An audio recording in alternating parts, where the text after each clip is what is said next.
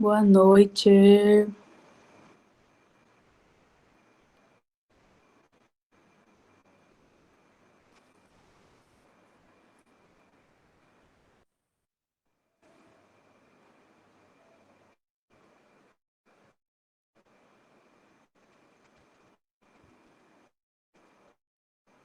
Boa noite, Edrícia.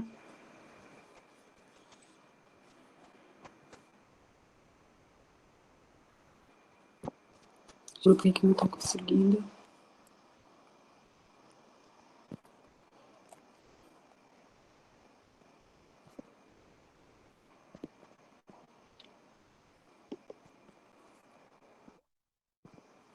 Opa.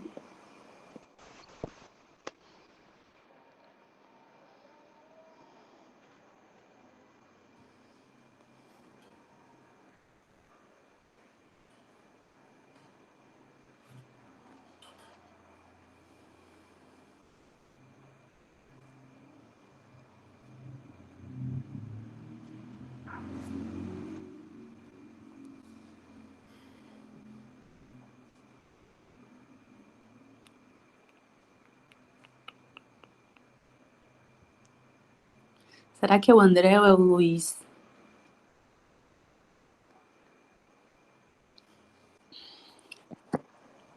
Luiz. Boa noite, Luiz. Tá certo. Só esperando aqui, bebê, a galera chegar. Tem 11, 12, 13, 14, 15, 16, 17, 19.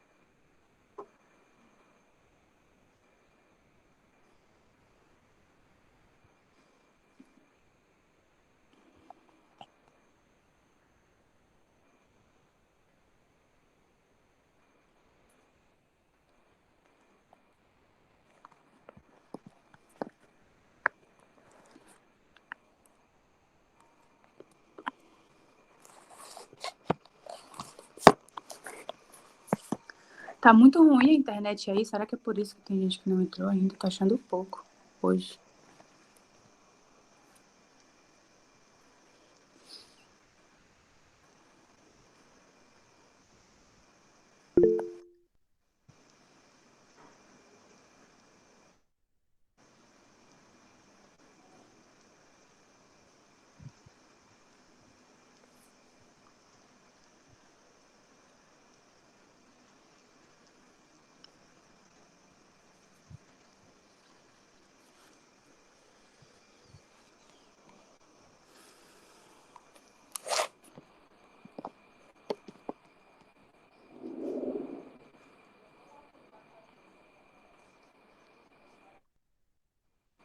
Opa. Matheus. Boa noite, Matheus.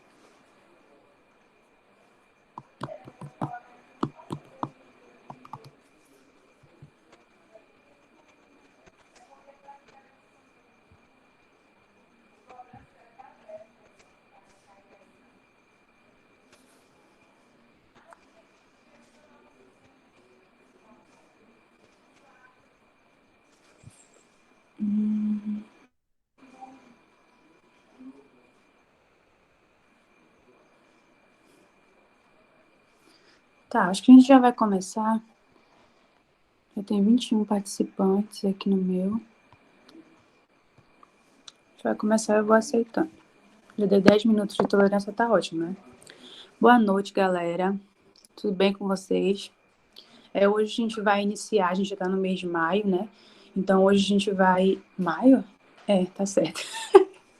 Hoje a gente vai iniciar, de fato, as escolas literárias, né? Que a gente tem um longo percurso aí para percorrer até o final da prova em relação às escolas literárias.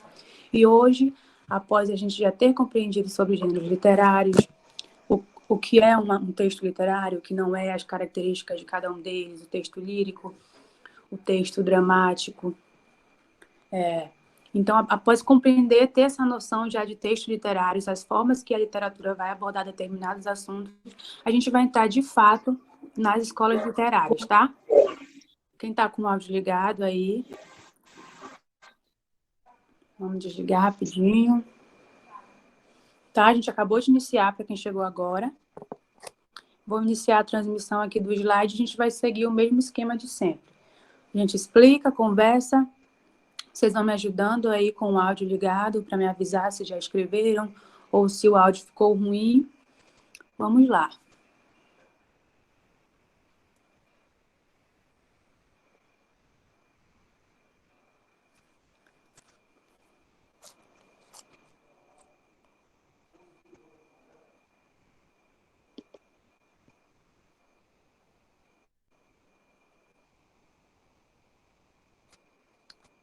Deixa eu deitar aqui a tela.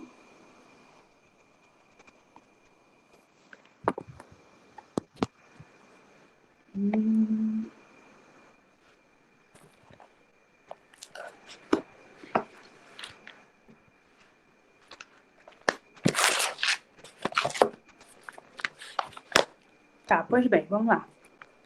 Como eu havia falado anteriormente para vocês, a gente vai iniciar hoje, de fato, o nosso percurso pelas escolas literárias, que é um conteúdo que muito nos interessa, né, por ser muito frequente, perdão, nas provas do Enem, que é a prova que a gente está se preparando há alguns meses. E uma coisa que eu gostaria de deixar sempre bem explícito sobre as escolas literárias é que a gente vai conseguir compreender aqui que elas acontecem em determinados períodos históricos, etc. Então, consequentemente, cada característica e cada momento, né, do contexto histórico vai ser diferente. E por que eu quero dizer isso para vocês? Deixar isso bem claro para vocês. Isso significa dizer que é inviável, né, que vocês memorizem, por exemplo, em uma única aula, todos os conteúdos de todas as escolas literárias. Por isso, eu peço a vocês que, após aprender tal escola literária, beleza, vou aprender mais uma e depois vou voltar e fazer uma revisão. Porque são conteúdos diferentes. A gente vai conseguir compreender aqui e entender que toda escola literária vai ter um contexto histórico diferente, né? Vai ser em uma época diferente. Então, consequentemente, as características e as obras também serão diferentes. E se você se deparar com uma aula e assistir uma única vez e pensar que aquilo ali é totalmente suficiente, que você vai conseguir aplicar esse conhecimento sem ter dúvida nenhuma, né, dentro da prova do Enem, acho que você vai se equivocar. Então, por isso que eu peço, não só no conteúdo de literatura, né? É muito importante vocês continuarem com as revisões que vocês fazem, né, periodicamente aí no caderno de vocês, que eu vejo algumas pessoas postando. Eu acho muito legal e continuo frisando o quanto é importante vocês fazerem isso, principalmente aqui, quando a gente está iniciando as escolas literárias. A gente vai lidar com muitas características diferentes a partir daqui. Então, é importante que vocês tenham essa noção de que só a aula não é o suficiente, que vocês precisam, sim, dar uma olhadinha, revisar, procurar questões referentes a esse assunto na internet. Ok? Foi só um aviso. E agora a gente vai iniciar as escolas literárias, né? Para iniciar, é importante a gente saber que as escolas literárias, elas são divisões, né? São divisões que foram feitas, mas a finalidade dessas divisões, elas têm fins didáticos. Como assim, professora?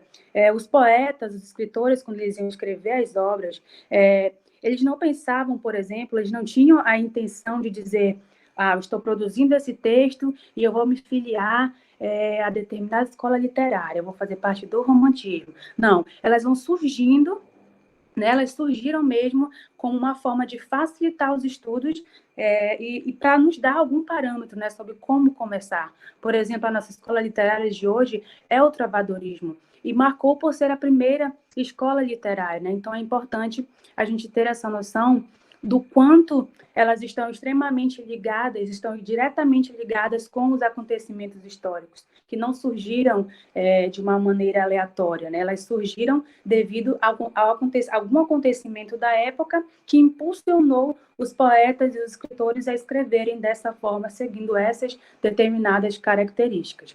Beleza? Então, a gente tem aqui é importante também lembrar que, além de escolas literárias, a gente conhece também como estilos de época, né? A gente tem esse outro termo para utilizar, e isso significa que elas acontecem, né? Que elas surgem, como, por exemplo, aqui no trovadorismo, que elas surgem, os estilos de época, eles vão surgir por causa de algum acontecimento histórico e que, como está escrito aqui no slide, vão surgir por causa de algum acontecimento histórico que causou impacto nas relações humanas. Então, os escritores, né, os trovadores, nesse caso do trovadorismo, eles vão escrever com base nessas transformações, né, com base nesses acontecimentos dessa determinada época. Beleza? E as escolas literárias, além delas estarem ligadas a acontecimentos históricos, a essa divisão cronológica, né, em relação ao tempo, em relação a cada acontecimento que está vigorando naquele momento, elas também seguem uma temática, né? Por exemplo, se a gente for pensar no romantismo no Brasil, a gente percebe que os escritos que são classificados como românticos, né? Por trás deles, a gente tem uma idealização. Por exemplo, da pátria, né? Se fala muito em exaltação da pátria. Então, não é só o que eu vou dizer sobre aquele período, e sim como eu vou dizer, né? Que tipo de ideologia eu vou seguir para expressar meus sentimentos através do texto. Então, não é só a divisão cronológica, a gente tem também um tema que eles vão seguir e utilizar aquilo como forma de escrever, né? Como uma forma de se expressar. E aqui embaixo, escrito em preto e entre aspas, eu coloquei uma espécie de resumo sobre o que é a escola literária, que é tudo que eu acabei de falar anteriormente. São diferentes representações do pensamento humano em determinados contextos históricos, só para a gente compreender com o que de fato a gente vai lidar a partir daqui. Então, as escolas literárias é isso, né? Elas estão ligadas a acontecimentos históricos que, de certa forma, causaram algum impacto nas relações humanas. Temos a divisão cronológica e também a divisão temática, né? Beleza? Aí vocês vão escrever aí, me avisar no áudio.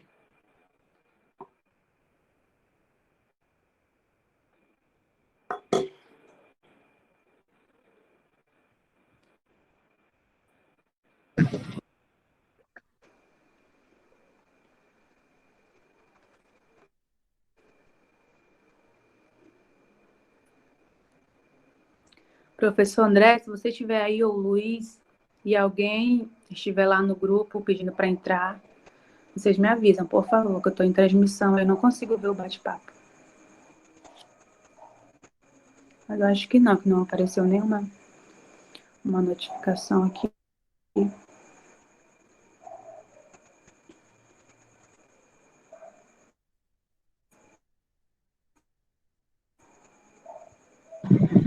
Já? Tá bom. Vamos lá.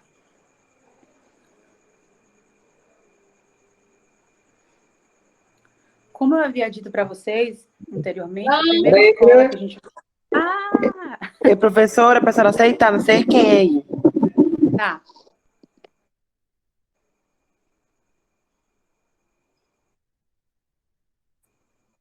Evelyn. Será que tem mais alguém? Deixa eu dar uma olhada aqui no bate-papo. Tá.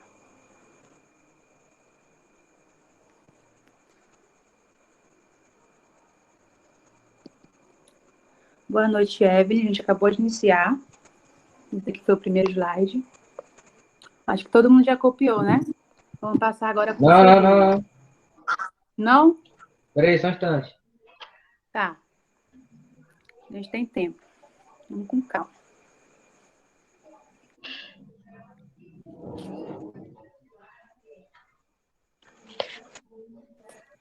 Mais uma pessoa aqui para aceitar.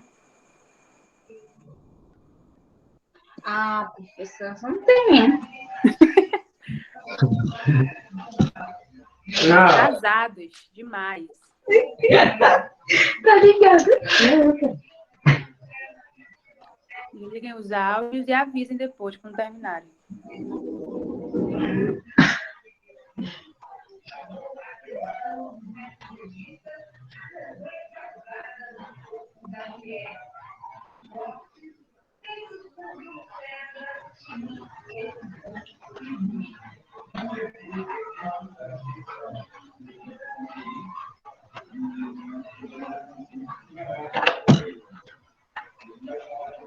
Contexto histórico.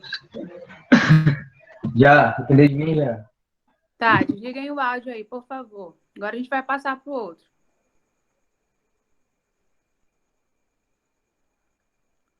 Vou dar um tempinho aqui para ver se chegou o outro slide, que às vezes não aparece logo. E vou começar.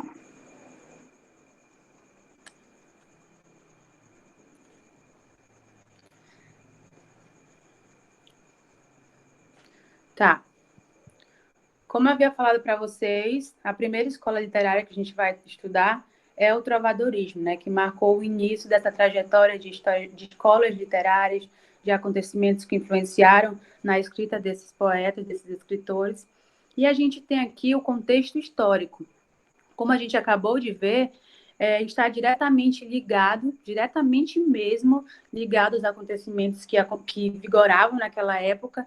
Então, sempre que a gente for estudar qualquer escola literária, independente de qual seja o contexto histórico, com certeza vai estar relacionado diretamente com a escrita, com as produções literárias daquela escola literária, né? Sempre vai ser influenciado por isso. Como primeira primeiro ponto aqui do contexto histórico, a gente tem aqui, se inicia por volta do século X ao século XV, né? Aproximadamente, ou por volta do século XV. Então, surgiu na Idade Média, né, na era medieval, o trovadorismo, essas primeiras produções literárias, entre os séculos X e XV. Por que a gente fala aproximadamente ou por volta do século X, por volta do século XV? Porque na literatura, né, nas escolas literárias, as coisas vão acontecendo, não é assim de uma hora para outra, né? Por exemplo, eu não posso dizer que iniciou no dia 5 o trovadorismo e no dia 6 rompeu-se tudo e iniciou o humanismo. Não, né? A gente não acontece dessa forma. Então, é um processo de transformação, então, consequentemente, as coisas vão acontecendo, vão se transformando, e com isso,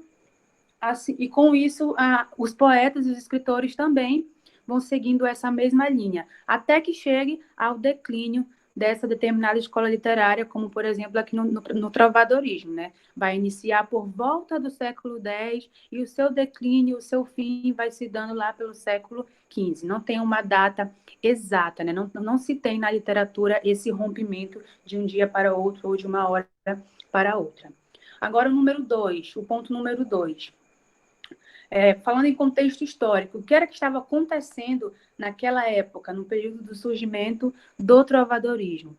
A gente tem aqui a consolidação de Portugal, né, como um país independente. Então, a gente tem aqui a origem de Portugal, né, saindo do poder de Roma, se tornando de fato um país independente, assim como a França, a Espanha, todos eles também se tornaram independentes, e surge nesse mesmo período a linguagem de Portugal, que vai ser muito utilizada dentro dos textos do trovadorismo. A gente tem aqui também a queda do Império Romano, que eu acabei de falar, né, como era de total posse, Portugal dependia, né, da Roma, e a partir desse rompimento em que Portugal se tornou independente, a gente teve a queda do Império Romano, por esse e também por vários outros motivos, que vocês vão com certeza aprofundar mais isso nas aulas de história, né, com o professor de vocês. Porém, quando se trata de trovadorismo, de contexto histórico, é importante lembrar quais acontecimentos estavam ali naquele período, naquela época. Então, surgiu, com a consolidação de Portugal como um país independente, o surgimento do galego-português, né, que foi uma linguagem bastante utilizada também nesse período aí do trovadorismo. Deixa eu ver o que mais.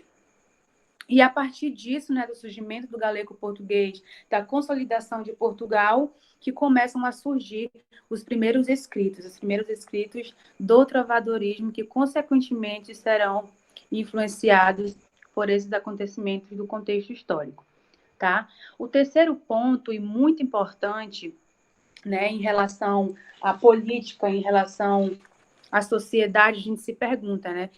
Em relação à parte política, econômica dessa época, o que era que estava acontecendo, né? Então, a gente tinha nesse período o feudalismo. E o feudalismo era o sistema econômico, político e social que vigorava nesse período. Então, era baseada nos feudos, naquelas grandes propriedades de terra, né, que eram comandadas por um nobre. E eu coloquei aqui, no slide de vocês, no próximo, um pequeno esquema só para que a gente consiga entender melhor nessa parte do feudalismo, que é muito importante, por isso que eu coloquei aqui no segundo slide. Aí vocês vão parar de escrever um pouquinho aí, vou explicar e volto para esse slide aqui do contexto histórico. A gente vai conversar agora sobre o feudalismo, né, que era o sistema econômico, político e social que vigorava na época. A gente tem aqui no número 3. Baseava-se na propriedade de terra e nas relações de sucerania e vassalagem. A gente precisa compreender de que forma esse sistema influenciou também nos escritos do trovadorismo. Então, vou passar aqui para o próximo slide, a gente vai explicar, conversar, e eu volto para o contexto histórico. Não se assustem, eu vou passar aqui porque eu preciso, que é muita informação. Tá, bora lá, só para a gente se situar um pouco melhor aqui sobre o sistema feudal.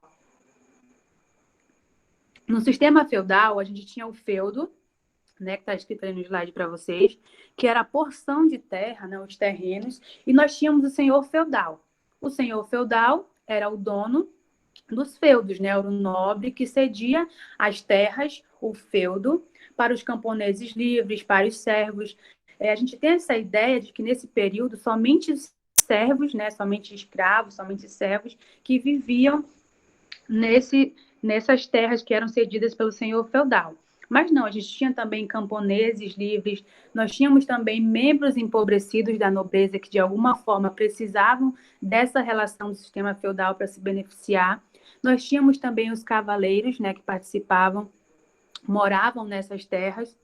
E todos eles, os nobres, os servos, os membros empobrecidos da nobreza, os cavaleiros, eles eram unidos por uma relação de dependência. E essa relação de dependência era chamada de vassalagem.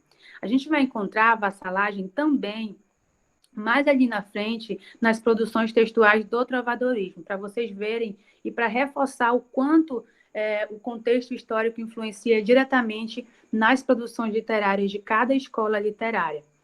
A gente tinha aqui essa relação de dependência, né, da vassalagem, beleza. Na vassalagem, nós tínhamos os vassalos e os suceranos.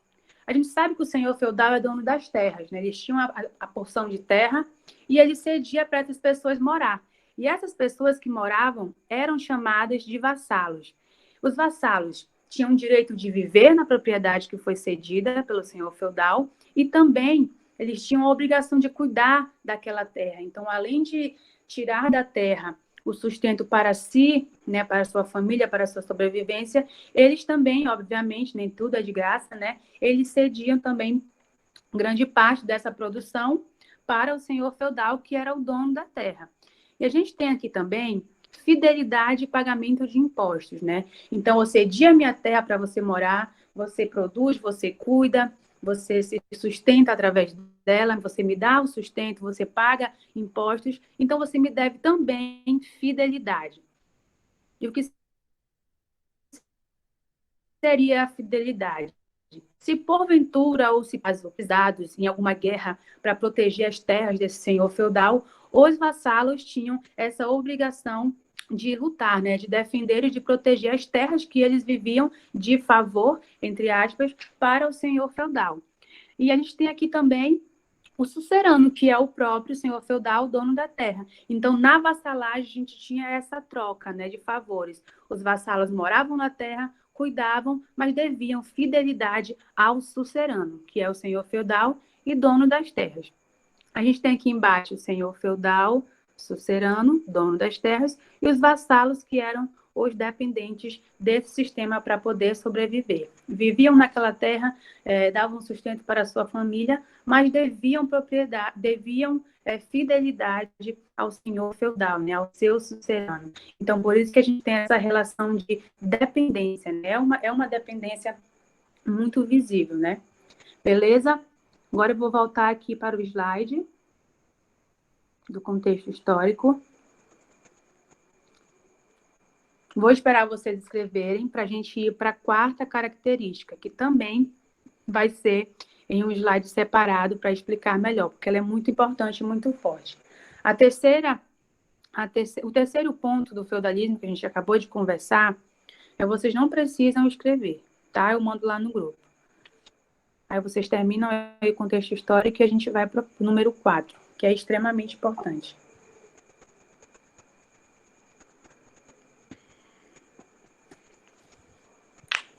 O feudalismo ficou muito extenso, por isso que eu não vou deixar escrever aqui, senão a gente vai perder muito tempo.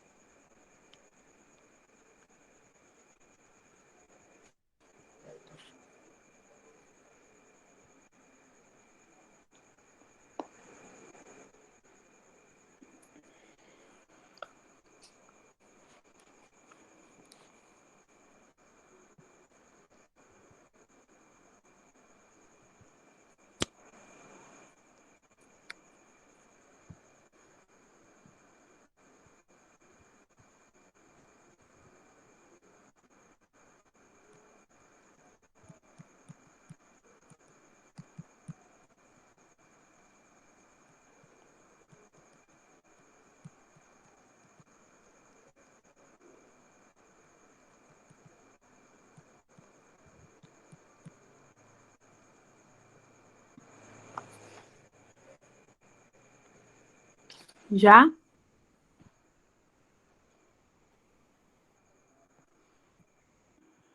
Já, professora. Tá, vou passar então para o próximo slide.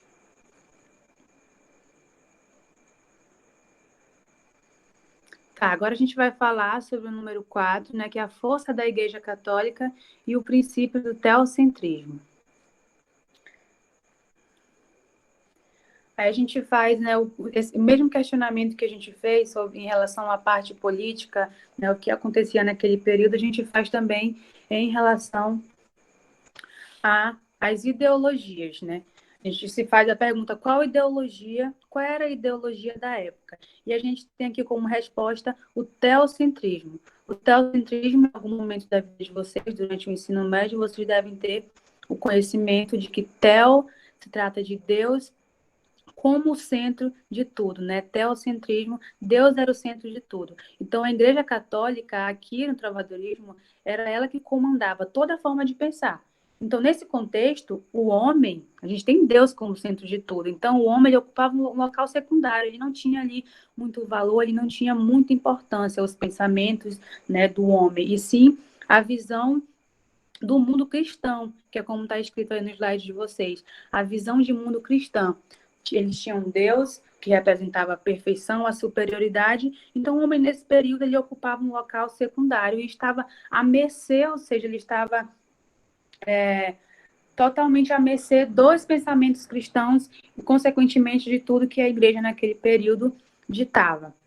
A igreja ela era a instituição social, naquele período, mais importante da época. Então, os valores que ela ditava, as formas de pensamento que ela apresentava iam influenciar diretamente o comportamento e também o pensamento do homem, né? E a gente tem aqui o homem como imperfeito e pecador. O homem imperfeito e pecador, ele erra, né? Ele tem suas imperfeições, ele vai buscar a salvação onde? Na igreja. Então, existia aquela relação de que tudo era lindo, de que tudo era bacana, todas as coisas boas eram coisas de Deus, eram obras divinas, e se você passasse por alguma situação ruim, se de alguma forma você fosse atingido por uma situação ruim, isso era consequência das suas próprias atitudes, né? Como se fosse um castigo divino pelas atitudes que você havia tido. Então, as coisas boas, a construção do mundo, tudo que era lindo, a natureza, eram obras divinas, e se existiam coisas ruins, era culpa do homem, né? Da própria imperfeição, do próprio pecado do homem, que atraía isso para si mesmo. A gente tem aqui igreja, 2/3 de terras. E o que eu queria dizer aqui? Economicamente falando, a igreja também ela era muito rica, né? Então, 2/3 das terras dos feudos, né, estavam nas mãos da igreja católica também. Então, não era só em relação ao pensamento, não era só em relação à forma de pensar. Economicamente falando, a igreja também tinha essa grande influência, esse grande poder. E, além disso, a gente tem aqui a escrita, leitura e mosteiros, né? O que eu quis dizer com isso? Em relação à educação, as pessoas que normalmente traduziam e produziam esses textos eram as pessoas do clero, né? E por que mosteiros? Mosteiros é o local em que os monges ficavam, né? E ali eles produziam também textos, traduziam. Então, a leitura, a escrita era restrita ao clero, não era restrito ao clero, as pessoas que faziam parte dessa sociedade, que estavam ligados diretamente à igreja, que estavam ligados diretamente ao clero. Isso significa dizer também o quanto o restante da população, né, se era restrito à leitura, se era restrito o conhecimento de maneira geral, então todo o restante da população era totalmente influenciável. E a gente traz isso até para os dias atuais, né, do quanto a falta de informação, do quanto a falta da educação propriamente dita, a leitura, a alfabetização, nos tira esse poder de se expressar, de se posicionar frente às injustiças, né? E nesse período era assim, grande parte mesmo da população não sabia ler e escrever, e isso ficava restrito ao clero, o que só aumentava o poder que eles exerciam para a população, né? O que só aumentava esse poder.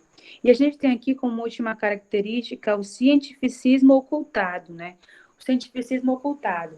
Se o que vigorava na época eram os ideais cristãos, né? Se nós tínhamos Deus como centro de tudo, então naquele período pouco importava o que o homem pensava, né? Os estudos do homem hoje tem muita influência, né, nas doenças, em várias evoluções que a gente teve desse período até aqui. Hoje a gente reconhece, hoje o cientificismo é valorizado, né? Não tanto quanto deveria ser valorizado, muito mais, né, claro, mas nesse período não, ele era totalmente ocultado justamente pelos ideais que a igreja pregava. Então, era a visão de mundo cristã que vigorava naquele período, e não o que o homem fazia, ou o que o homem pensava, ou o que ele achava sobre determinado assunto. Então, esses são alguns exemplos de como a Igreja Católica ela obtinha poder e, consequentemente, do quanto ela ia influenciar essas pessoas. Beleza? Aí isso daí vocês escrevem essa quarta característica do contexto histórico. Como está em tópicos, dá para escrever de boa.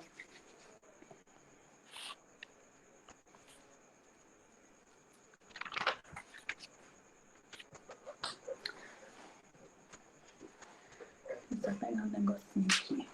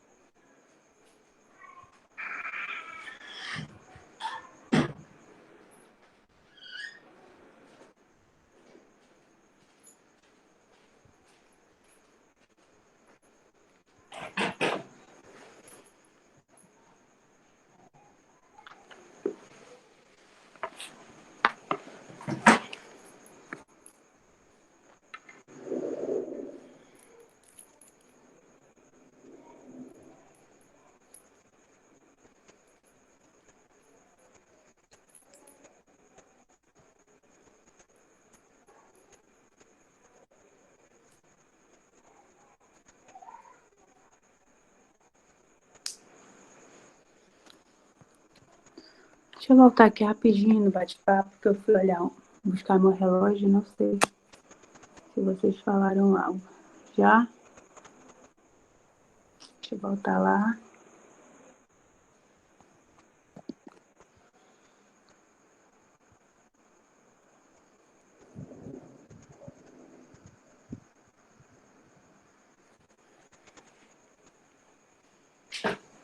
Eu vou passar, então, para o próximo.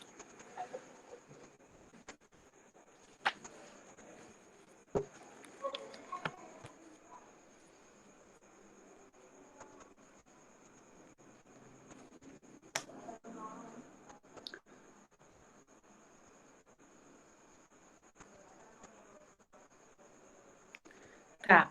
Agora a gente vai entrar, de fato, nas características do trovadorismo, né? Nas produções literárias, que é o que a gente realmente vai lidar dentro das questões, que é a informação que a gente realmente precisa ter. A principal característica, por isso que aparece aqui na primeira linha, é a união da música e da poesia. Como a gente acabou de falar, a escrita, a leitura eram muito restritas, né? Não era toda a população daquele período que tinha acesso à leitura, que sabia ler ou que sabia escrever. Então, os escritos, né, as obras literárias desse período do trovadorismo, para facilitar a compreensão, para chegar até o maior número de pessoas, para que todo mundo conseguisse compreender, eles facilitavam unindo a música e a poesia. Então, a gente vai conseguir perceber, tanto na estrutura, como também na musicalidade, que é uma característica muito forte do trovadorismo, a gente vai conseguir perceber que tudo que está sendo tratado dentro do texto vai levar em consideração também as rimas, também a musicalidade, né? Que era uma forma de aproximar mais essas outras pessoas que não tinham acesso, aproximar mais da compreensão dessas pessoas. Então, esses textos eles eram cantados, né?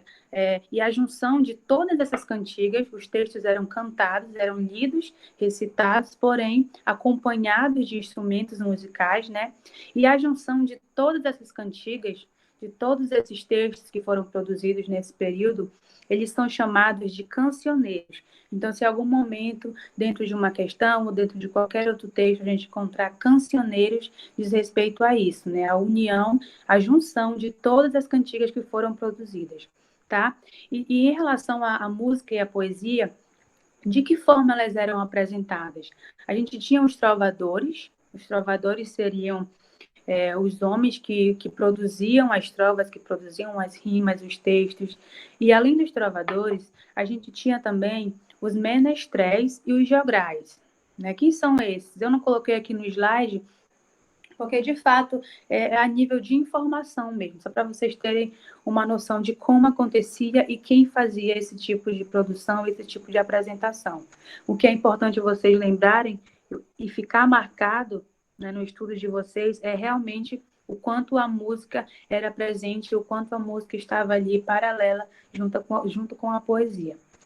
Pois bem, então os trovadores produziam as trovas, eles produziam essas rimas, e os menestréis, além de memorizar, né, que eles precisavam memorizar aquele conteúdo, aquele texto, eles acompanhavam os trovadores e tocavam instrumentos musicais, por isso que a presença da musicalidade, né, além das rimas dentro do texto, a gente tem a musicalidade por causa disso, por causa dos instrumentos que acompanhavam, e os jograis eram exatamente as pessoas que recitavam esses poemas em locais públicos, né?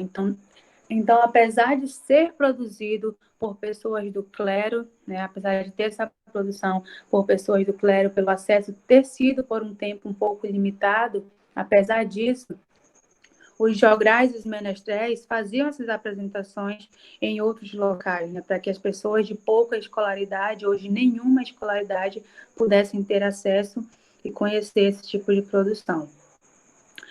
Aí a gente tem aqui a segunda característica, a recitação de poemas com acompanhamento musical, que eu acabei de falar, e a produção de cantigas líricas e satíricas, que a gente vai conhecer posteriormente.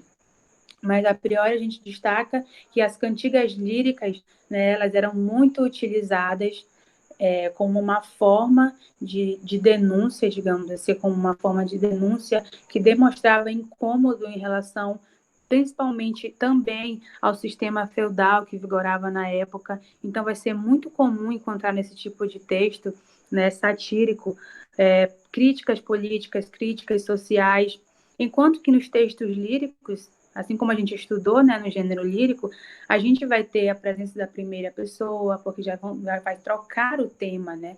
Nos textos líricos, nas cantigas líricas, a gente já vai tratar sobre o amor, sobre o sofrimento, sobre a amizade. E a gente vai compreender também quem são as pessoas que produziam esse tipo de literatura, como produziam, né, e para quem era destinado. Aí aqui nós temos trocadilhos e termos ambíguos. Era justamente em relação às cantigas satíricas também, né? Existe muito trocadilho das cantigas satíricas, e a gente vai compreender que em uma divisão das cantigas satíricas, a gente tem as críticas que são diretas, que são feitas sem preocupação para quem está sendo destinada, não importa, eu quero que esteja realmente explícito, e tem também a outra forma, né, que pode ser através dos trocadilhos e dos termos ambíguos, né? Eu estou criticando, porém não de maneira explícita, eu estou fazendo uma crítica, pode ser ao sistema feudal, pode ser ao sistema político. Eu estou fazendo essa crítica e preciso que fique de alguma forma, né, implícita ali, escondida, então eu vou utilizar trocadilhos, eu vou utilizar termos ambíguos, né, termos que dão mais de uma interpretação, que tem ambiguidade. E a veneração ao ser amado diz respeito às cantigas líricas, né? Nas cantigas líricas a gente vai perceber, não só pelas características, como também pelos exemplos de textos que eu vou apresentar para vocês, a gente vai perceber que existe uma veneração exacerbada ao ser amado, né? Como se fosse uma pessoa... era totalmente idealizada a pessoa amada, como quem não tivesse defeito. Era algo tão forte que se você não conseguisse alcançar aquela pessoa, que geralmente o amor por essa pessoa, a quem as cantigas líricas são declaradas, né? O amor por essa pessoa geralmente se dá de maneira inacessível. Então, ou a pessoa está distante, ou não é correspondido, ou a pessoa não tem noção do sentimento que você tem por ela, mas essa é uma forte característica, né? Ser inacessível. Então, justamente por isso, existia essa veneração, para que em algum momento o ser amado a quem você escrevia, a quem você está direcionando as suas poesias, pudesse, alguma vez na vida, ter acesso, né, e entender esse sentimento.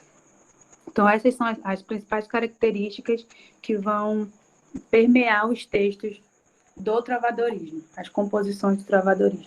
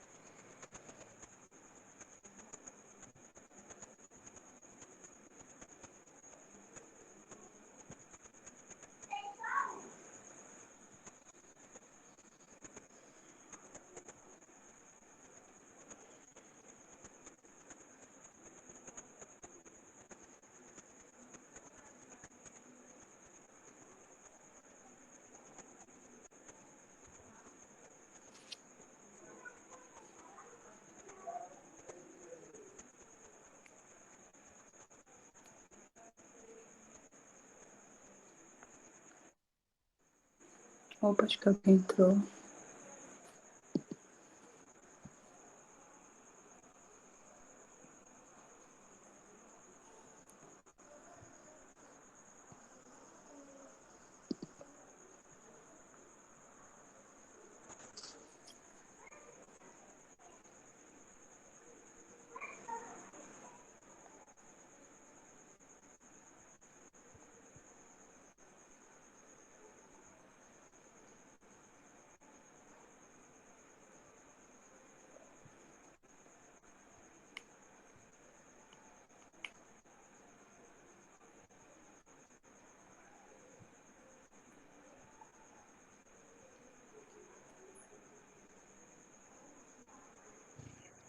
Acho que já.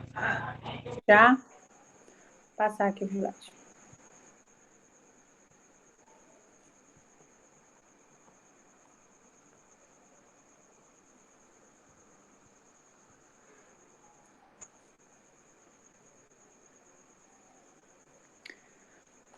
Tá. Agora a gente vai falar das obras literárias, né? Qual a divisão das obras literárias do trovadorismo?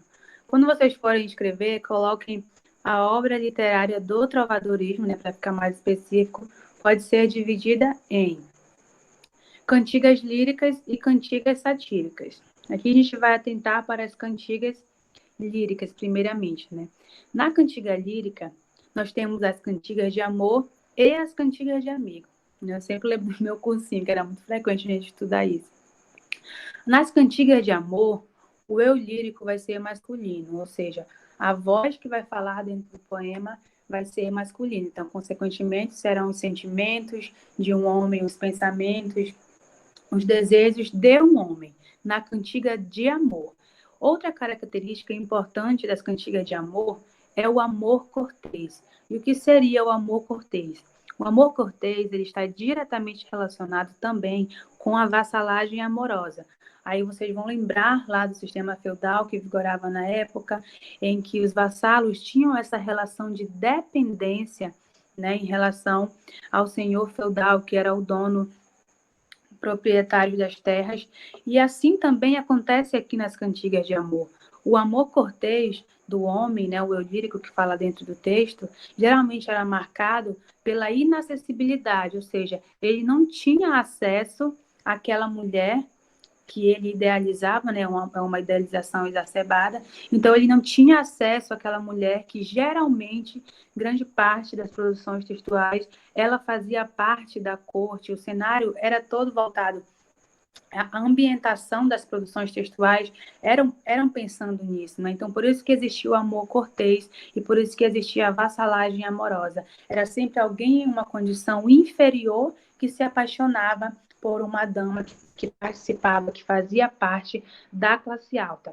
Na vassalagem amorosa, ela era marcada exatamente por isso, né? Pela submissão do trovador, que era a pessoa que escrevia os textos das produções. Então, ele tinha uma submissão à dama, né? A dama que era tratada dentro dos textos, a gente vai encontrar nos textos que eu trouxe para vocês, a dama ela é chamada de senhora, né? Por pertencer a uma classe superior, por pertencer a uma classe mais alta do que a do trovador, que é quem escrevia essas produções. Então, assim como no feudalismo, né, a relação de dependência, a mulher, que é a senhora, e o homem, que vai ser o seu servo.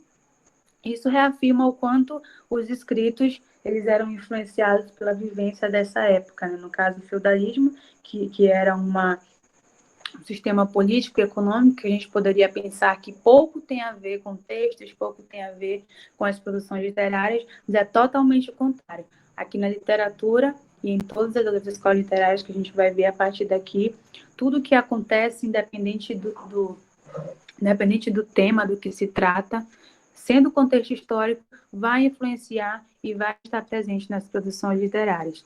Então, nas cantigas de amor, a gente vai ter o eu lírico masculino, né, o sentimento de um homem dentro de um texto. A gente vai ter o amor cortês, porque vai ser por uma mulher inacessível, que faz parte da alta sociedade. E a gente vai ter a relação da vassalagem amorosa, né, a inferioridade do trovador em relação à mulher que ele tanto deseja, que ele tanto ama. Outra característica, outra divisão em relação aos textos líricos, das cantigas líricas, é a cantiga de amigo. Enquanto na cantiga de amor o eu lírico é masculino, na cantiga de amigo o eu lírico vai ser feminino. Então, não são mais sentimentos de um homem, são sentimentos de uma mulher dentro daquele texto. E ali a gente vai ter a presença da subjetividade. A gente vai perceber que nas cantigas de amigo, em que o eu lírico é feminino, não se tem uma preocupação em utilizar, por exemplo, a terceira pessoa. Se quer deixar explícito mesmo, perdão, deixa eu tirar aqui rapidinho. Meu Deus, deixa eu mutar. O desejo é deixar realmente explícito que os sofrimentos ali são pessoais, que são meus, enquanto mulher, né? Então, vai ser escrito na primeira pessoa, nas cantigas de amigo.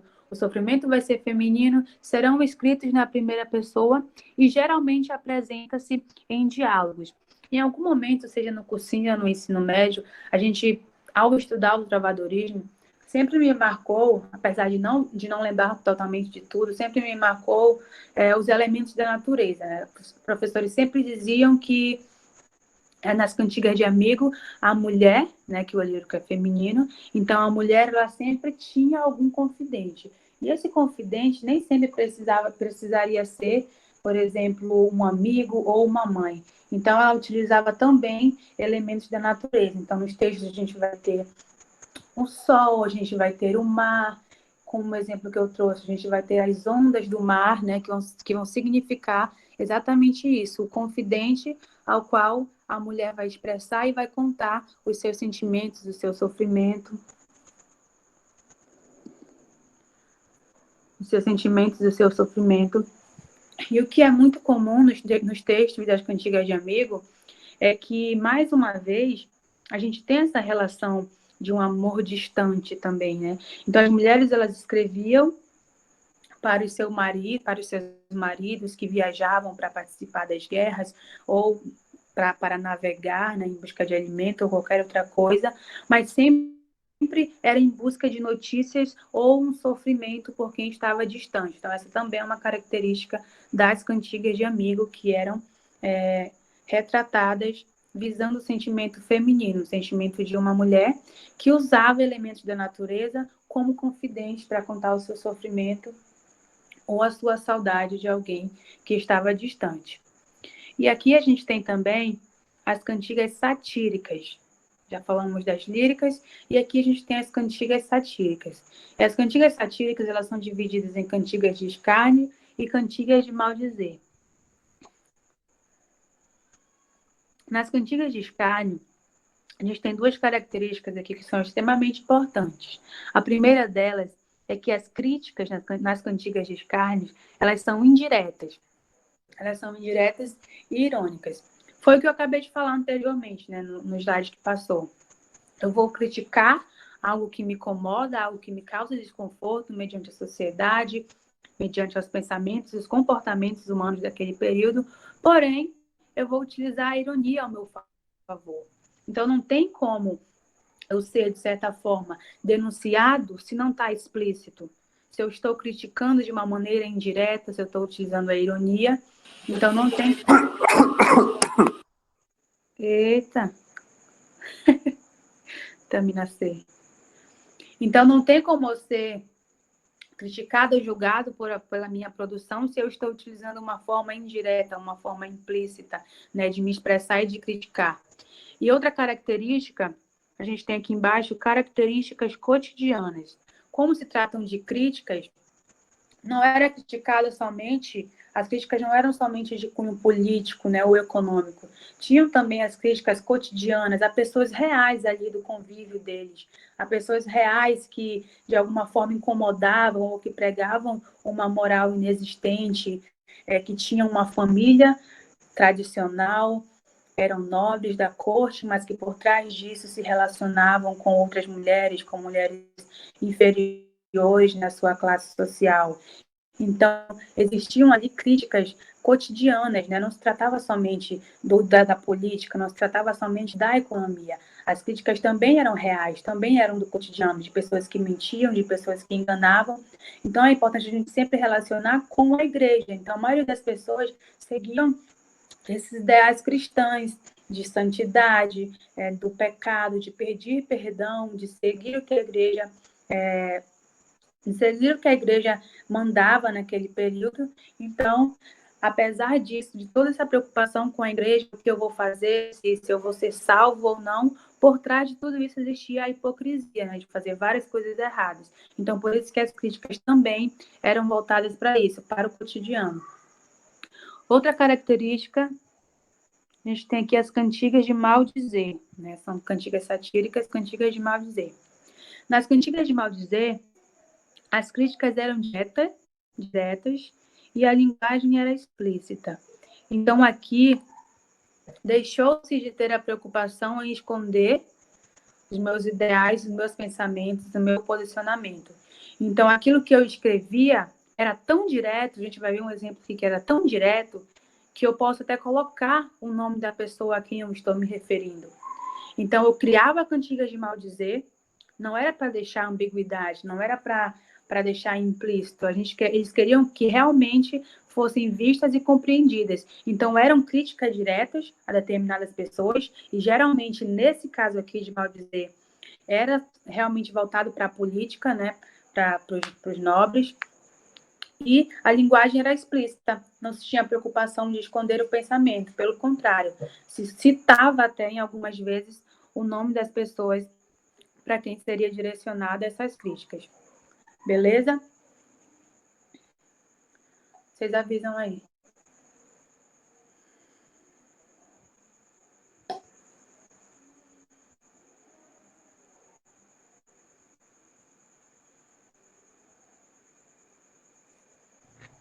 Eu acho que já, professora.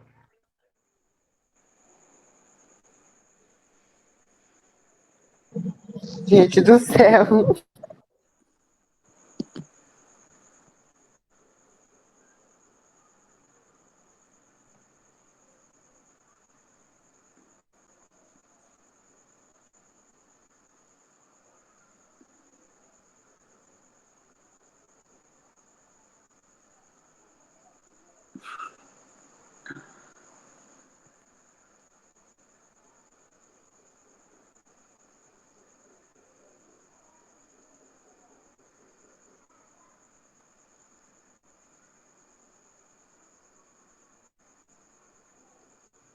Pode passar o slide, professora, que o povo tá tudo no chat aí. Estou vendo aqui no chat, justamente. É porque tem gente diferente aqui na live. Eu do céu, o André vigiando a gente fazendo fake.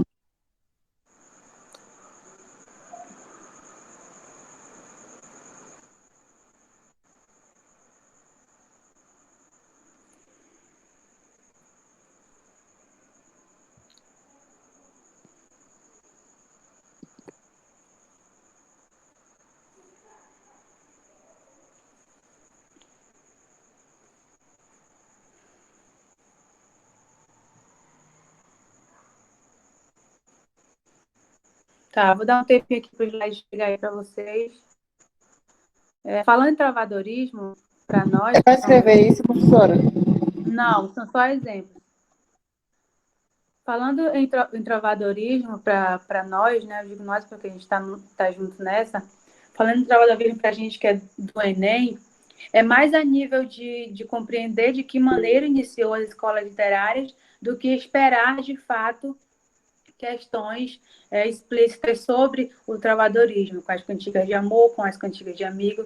Então, fazendo pesquisas, eu percebi isso, que em relação às outras escolas literárias, como, por exemplo, o romantismo, o modernismo, o travadorismo pouco cai nas questões do Enem. Então, o conhecimento que o travadorismo proporciona, que a escola literária travadoresca proporciona para a gente, tem mais a ver com o início, né? Em conhecer de que maneira iniciou as produções literárias e conhecer e reconhecer que essa prática se manteve. Né? Se manteve essa prática de ir de acordo com o contexto histórico. Então, tudo começou aqui no travadorismo, em relação a algum acontecimento que surgiu e que nasceu a prática de produzir, estando sempre relacionado a um contexto histórico. Então, o travadorismo tem a importância exatamente por ser a primeira escola literária, por ser o que marcou e o que, de certa forma, deu uma base para que os próximos estudos literários, para que as próximas escolas literárias seguissem essa mesma linha de raciocínio, de produção e de que forma produzir, pensando em quê, direcionada para quem. E aqui a gente tem os exemplos que eu acabei de falar para vocês, das cantigas de amor e da cantiga de amigo, né, que fazem parte dos textos líricos do travadorismo.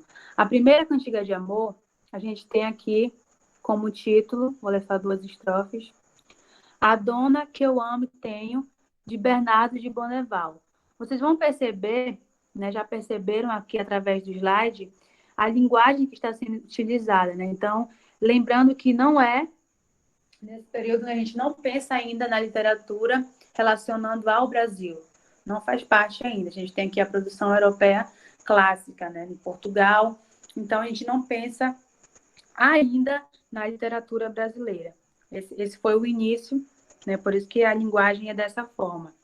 A gente tem aqui, a dona que eu amo e tenho por senhor, amostra-me a Deus, se vos em prazer for, se não dá-de-me a morte.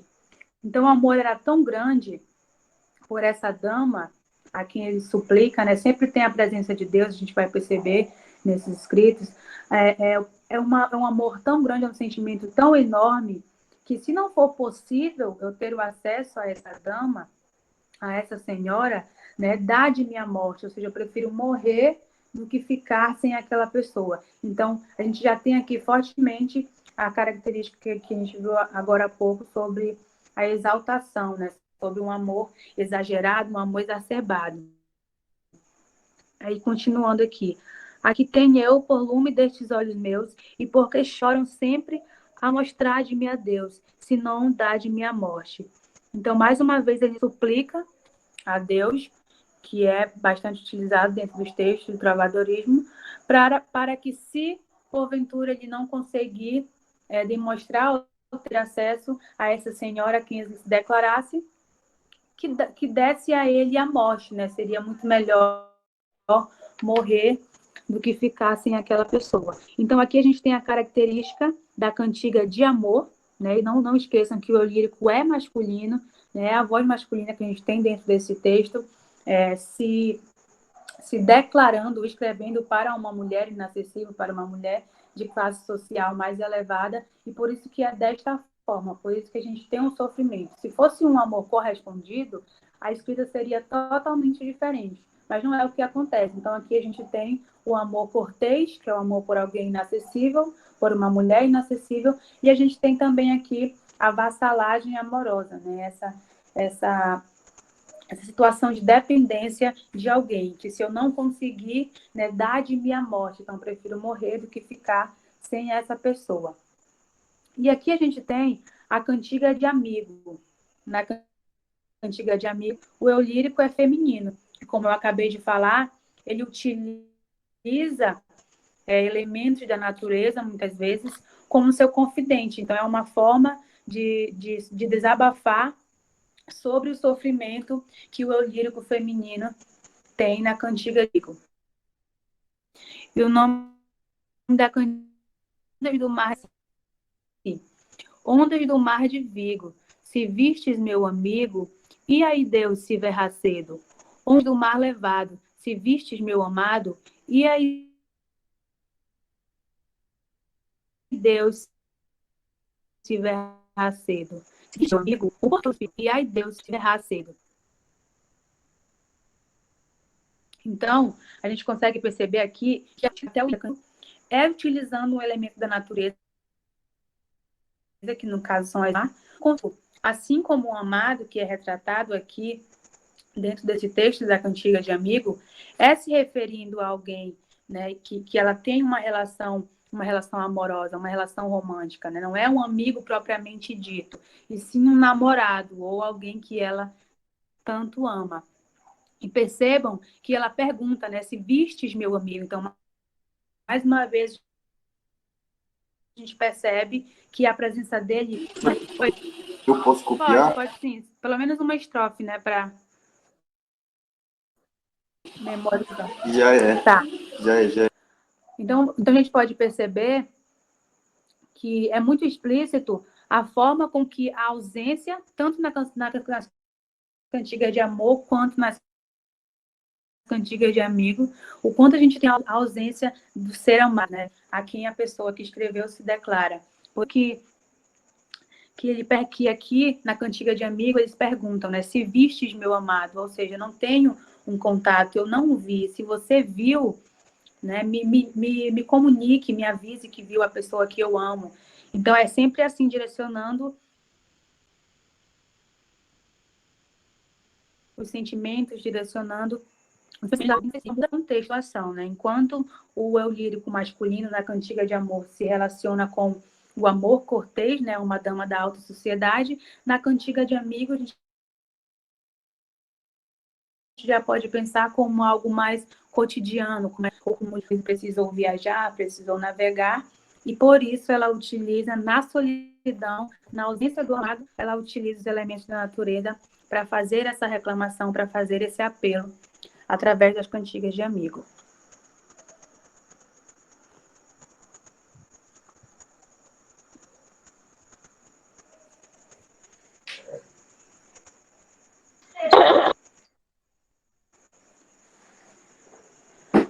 Só um minutinho aqui, galera, rapidinho. Enquanto o colega escreve uma estrofe de cada.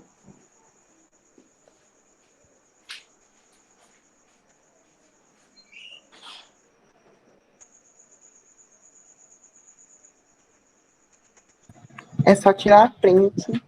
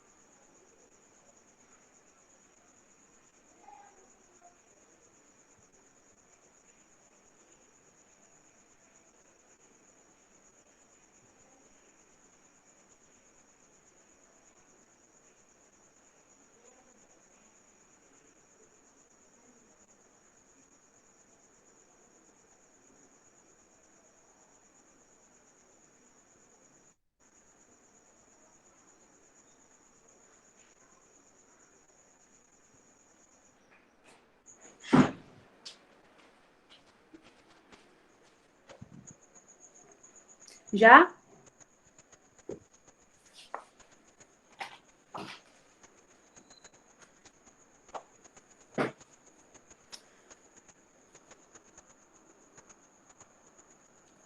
Para quem estava escrevendo aí uma estrofe, para avisar aqui, por favor.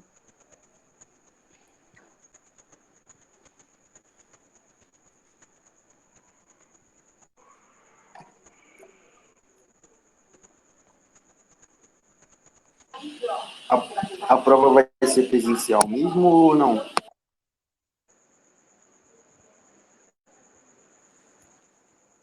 Como é?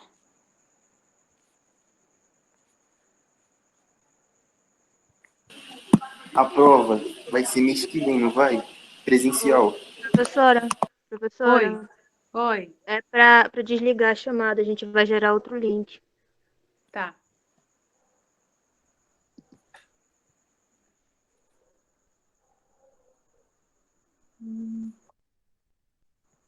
Que isso que tá chegando um monte de gente.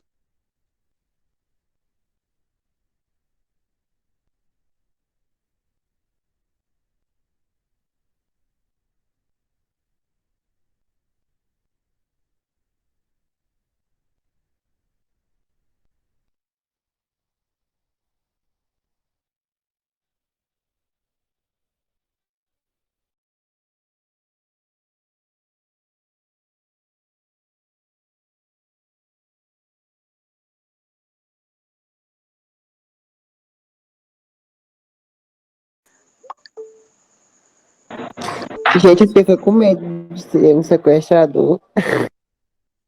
Meu Deus, a Bruna tá aparecendo 7 vezes aqui já. Tá tudo ok aí, Bruna? Responde.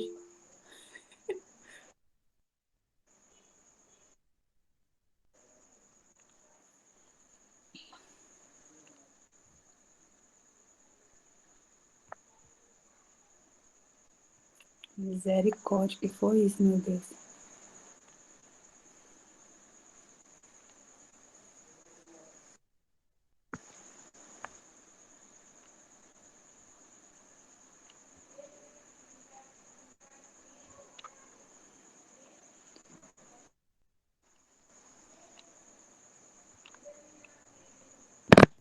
Ai, meu Deus do céu. Opa!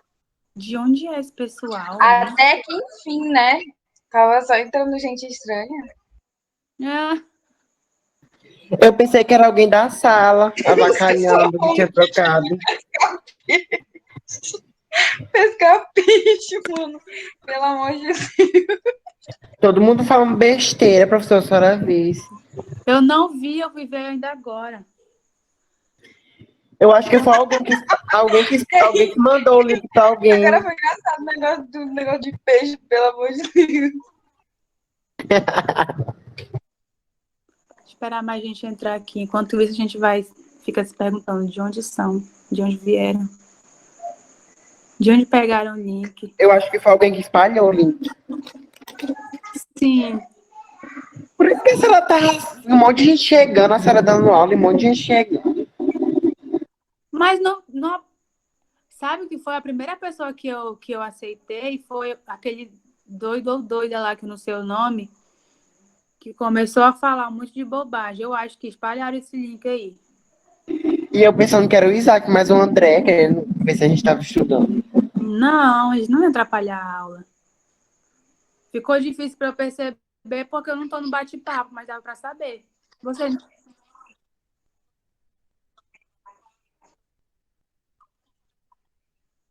a gente vai tentar, igual o André falou, vamos pensar em estratégias disso não acontecer mais. Porque vocês não têm esse costume de ficar falando besteira no chat no momento da aula. Vocês conversam, mas é quando eu tô aqui esperando alguém ou depois no exercício. Mas ficou estranho. Eu acho que realmente vazaram esse link. Eu acho, isso que eu... Agora que eu fui entender. Falou em prova, eu falei, o quê?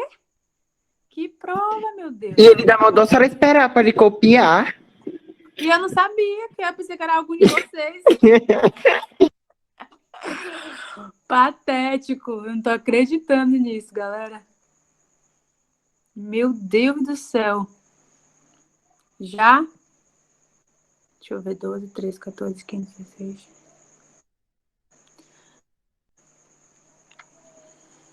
Poxa, eu tô com medo até de hackearem meu celular agora. Tá, bora lá. Só faltava um slide, que era do exemplo, e vou passar o exercício para vocês. Opa, bati um print sem querer. Tá, bora lá respirar. Ai, quem é Aurilã? Meu Deus. Ah, tá, sei quem é.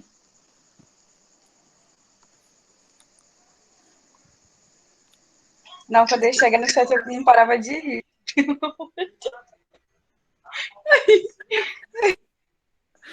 Primeiro é a D com vexame. Tá, vou transmitir a tela aqui, a gente vai para o último exemplo. Bora respirar, situar. A gente encerra e vai fazer exercício. Oh, meu Deus.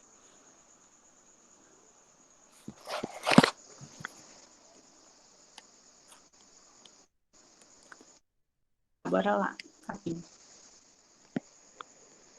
Tá, deixa eu perguntar para vocês aqui como foi que estava rolando. Mas ficou ok aqui o exemplo das duas cantigas? Eu falei sozinho e vocês ficaram conversando com o hacker? Confirmem aí no bate-papo se tá tudo ok. Por favor, desse exemplo que eu dei para vocês.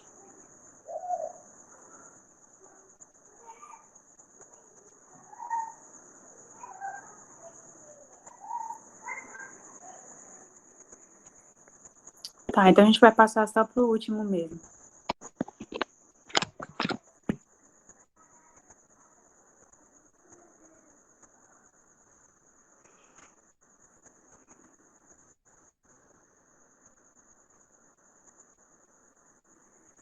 Vamos lá. A gente já falou das cantigas líricas, que eram as cantigas de amor e as cantigas de amigo.